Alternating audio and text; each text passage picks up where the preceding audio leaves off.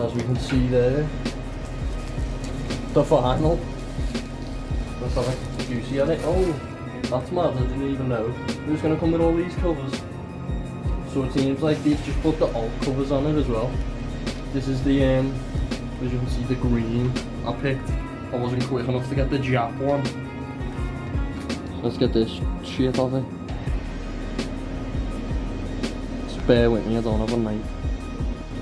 So the two alternative covers. One's Streetz and Ransom Coup. The other one's both of the faces with like a demon thing. Oh, 139. Keep that sticker in it, Dylan. Let's figure out how to get this off while keeping the stickers, because I want the stickers. Yeah, we've got it off. Let's get this shit off it. There it is. Finally, how many months has it been? Ready though.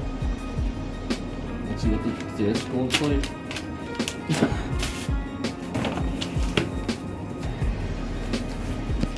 There we go.